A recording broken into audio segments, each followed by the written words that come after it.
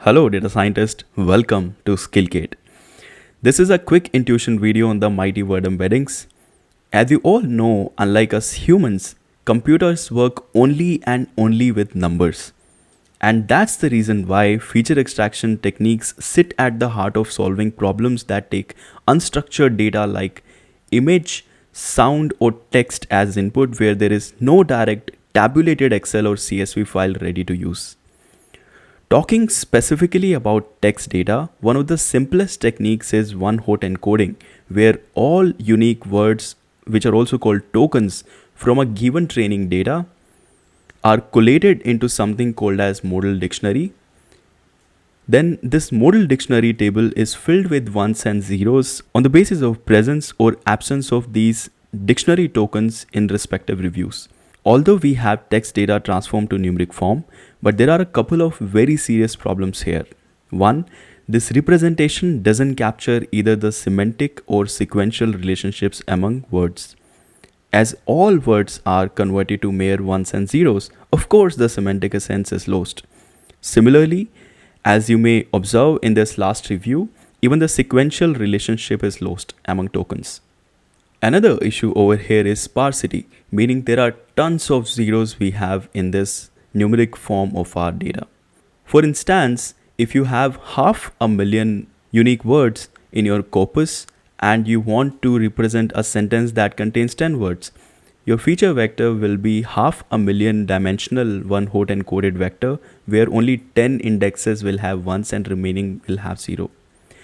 This not only is a waste of space but also increases algorithmic complexity to handle such data. And if you are using a deep learning technique for model training, then this could lead to a lot of inefficiencies. So what do? This is where we have word embeddings coming to our rescue. In the case of word embeddings, every word is represented as an n-dimensional dense vector. For example, here we have these 4 tokens: man, woman, king and queen, along with their 7-dimensional dense vector representations. And these dimensions are nothing but a commonsensical way to derive semantic relations among these tokens. First dimension we have is living being. As all of the 4 tokens depict human beings, we have these weights touching almost 1, and likewise for these remaining dimensions. So this way, the semantic relationship among words is retained with word embeddings, as every token has n-dimensional parameters explaining the characteristics of that token. Word embeddings are like this huge nexus of words that have semantically similar words in proximity and vice versa. So here we may see cluster of words that depict cities, travel, food, etc. And of course the words that are there in these clusters shall have similar vectors. Word embedding techniques such as GloV and Word2Vec have proven to be extremely efficient for converting words into corresponding dense vectors. The vector size is small and none of the indexes in the vector is actually empty. By the way, we have done this movie sentiment analysis project using deep neural network where we actually applied the pre-trained GloV word embedding for text to numeric transformation of our training data.